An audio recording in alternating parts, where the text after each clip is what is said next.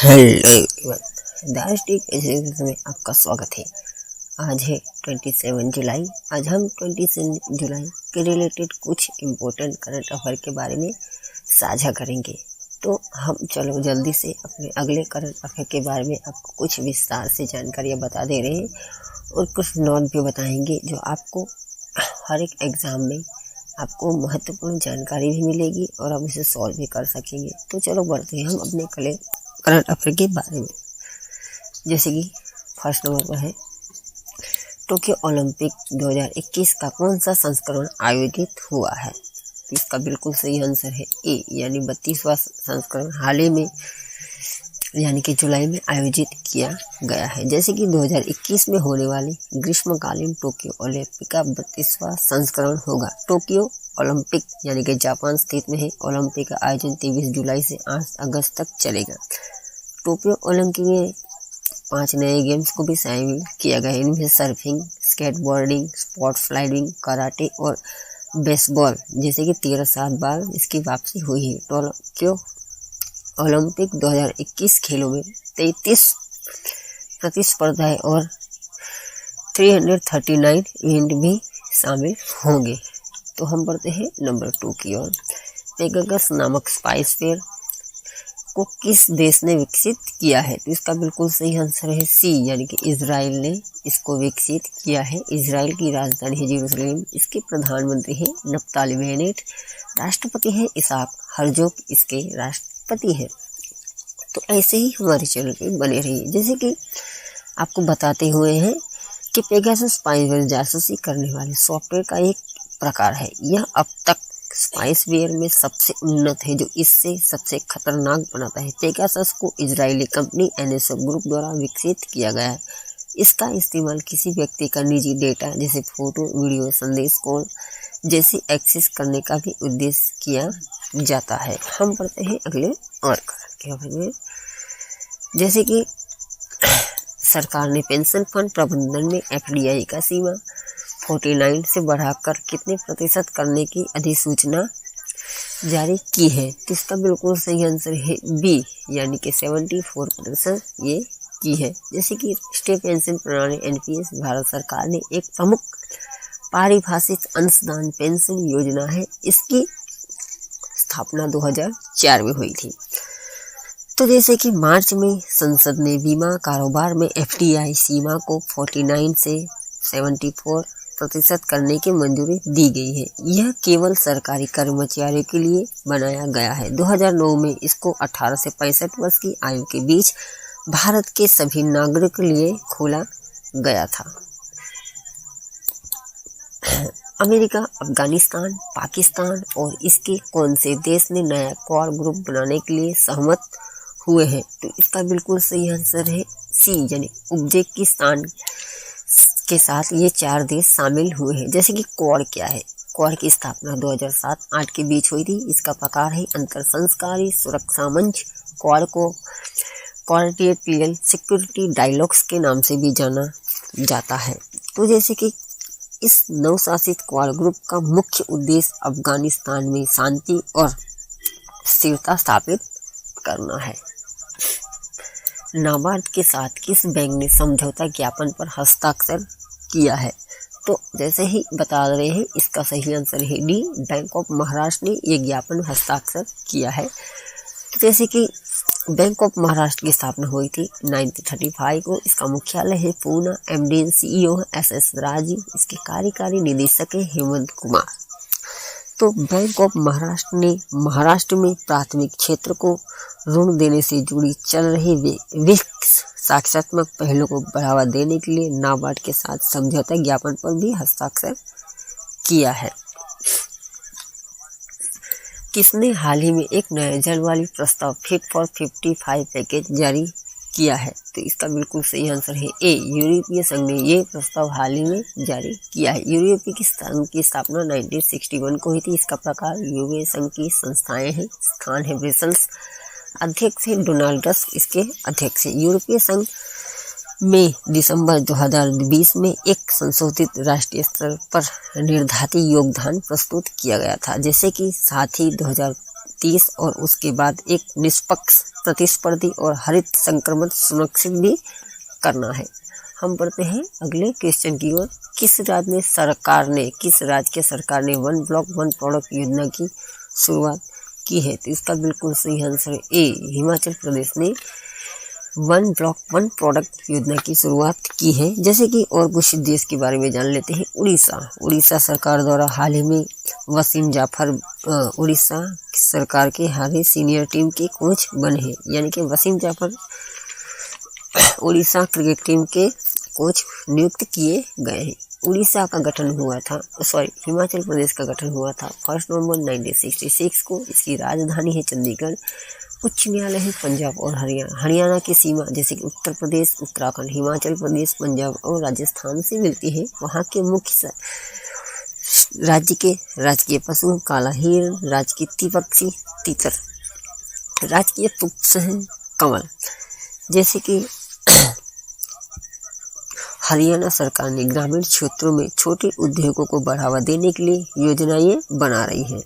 इसके तहत प्रत्येक ब्लॉक में हस्तशिल्प और परंपरागत कलाओं पर आधारित उद्योग स्थापित भी किया जाएगा। किसने स्पार्क्सन ट्रॉफी हाल ही में जीती है? तो इसका बिल्कुल सही आंसर है अपने भारत देश के विश्वनाथ आनंद ने स्पार्क्सन ट्रॉफी जीती है। जैसे कि वाल्दीमिर के बारे में जानते हैं। वाल्दीमिर क्रेकमिक जो सेकंड नंबर पे रनर अप थे।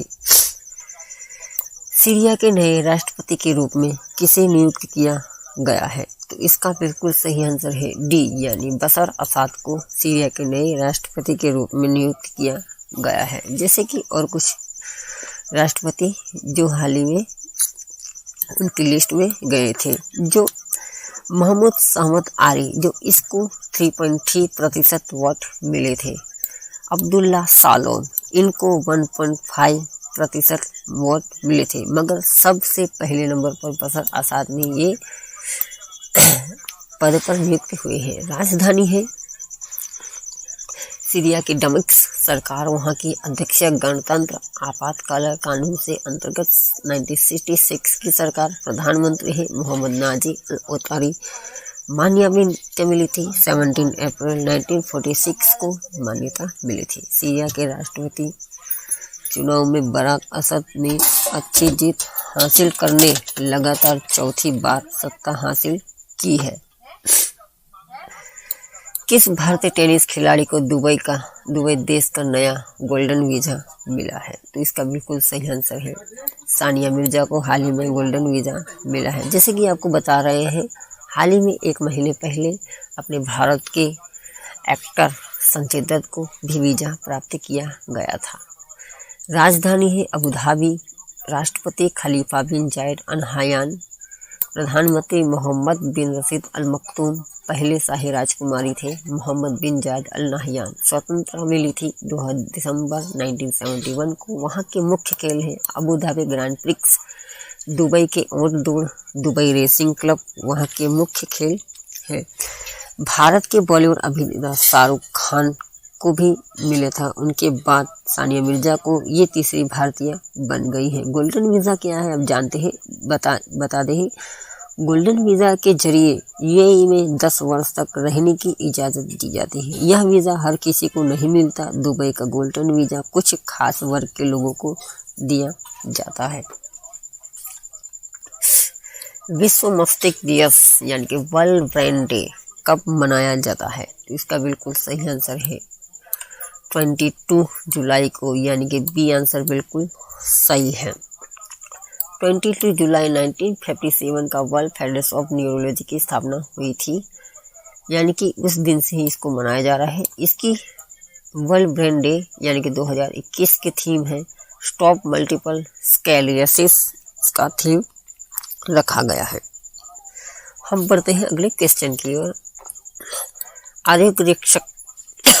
आरोग्य रक्षक नामक स्वास्थ्य बीमा योजना किसने लॉन्च की है? तो इसका बिल्कुल सही है अपने भारत देश की सबसे इंश्योरेंस कंपनी बड़ी यानी कि LIC life insurance of India ने ये लॉन्च की है।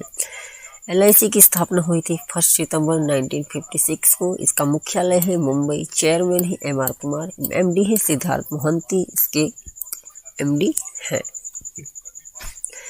किस देश ने दुनिया की सबसे तेज दौड़ने वाली मैग्लेव ट्रेन यानी कि प्रति 600 किलोमीटर घंटे की रफ्तार को बनाया है? तो इसका बिल्कुल सही आंसर है चीन ने ये बनाया है, जिसके बारे में जान लेते हैं। चीन की राजधानी है चीन, राष्ट्रपति हैं शी जिनपिंग, प्रधानमंत्री ली कचियांग। चीन में सिकियांग, टिशियांग और हागो मुख्य नदियां हैं। चाय की शुरुआत चीन से हुई थी, आप इसे भी याद रख सकते हैं। समयात सैनिक को चीन का राष्ट्रपिता भी कहा जाता है। जैसे कि इस गति को मैग्लेव ट्रेन परियोजना की शुरुआत अक्टूबर 2016 में की गई थी। इसका सफल परीक्षण 2020 में किया गया था। यह ट्रेन 620 किलोमीटर प्रति घंटा रफ्तार से भी दौड़ सकती है। हम बढ़ते हैं अगले क्वेश्चन की ओर।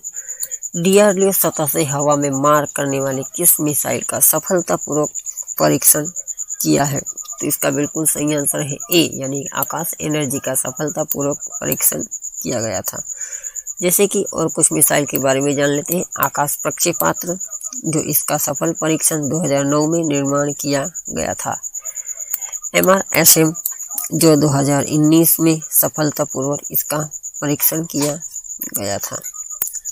जैसे कि बराक 8, DRDO ने स्वदेशी विकसित MPTGM का भी सफलतापूर्वक परीक्षण किया था। DRDO इसका गठन हुआ था 1958 को। इसके मुख्यालय है नई दिल्ली। उत्तरदायी मंत्री है राजनाथ सिंह। सहयोगी कंपनी गैस टरबाइन अनुसंधान संधान। मोटो इसका क्या है? Stand origin in knowledge. DRDO के अध्यक्ष हैं डॉक्टर G सतीश रेड्डी, इस DRDO के अध्यक्ष हैं।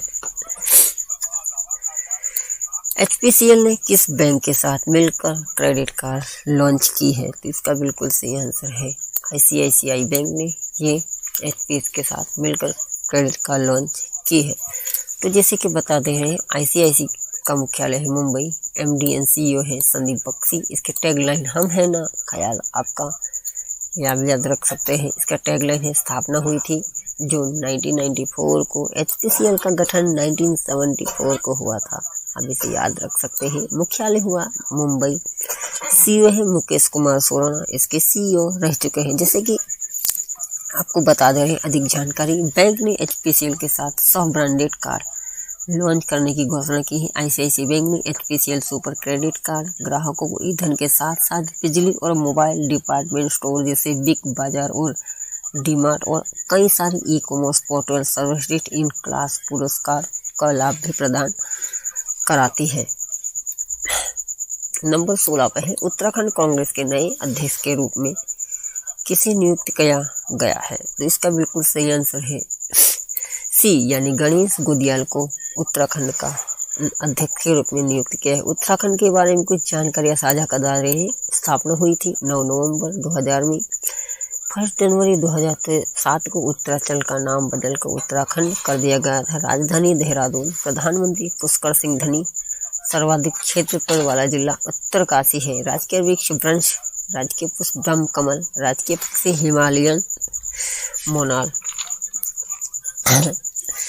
नंबर हम बढ़ते हैं अगले क्वेश्चन की ओर।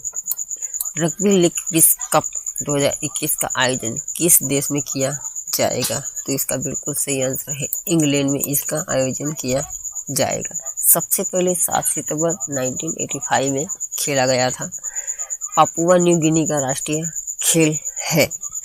तो रग्बी लीग फुटबॉल का एक उसी रग्बी लीग भी कहा जाता है। यह खेल एक आयताकार घास के मैदान पर 13 खिलाड़ियों के 2 टीमों के द्वारा खेला जाता है। तो जैसे ही हमने आपको ऐसे ही करंट अफेयर के बारे में कुछ जानकारियाँ साझा कराई है, तो आपको अच्छी लगी हो तो आप प्लीज़ हमको कमेंट कीजिए और ऐसे ही आपको अच्छी तरह पढ़ाते रहिए और हमें एडवाइस भी दे सकते हैं कि हम आप किस तरह पढ़ाएं, किस तरह बोलें। प्लीज़ हम आपको पढ़ाते ज़रूर हैं, चाहे जिसी भी तरह पढ़ा रहे हैं, मगर हम पढ़ा रहे हैं, हम कोशिश कर रहे हैं कि आपको कुछ अच्छी तरह पढ़ाएं। तो आप सभी लोगों का दिल से धन्यवाद। जय हिंद, जय भारत।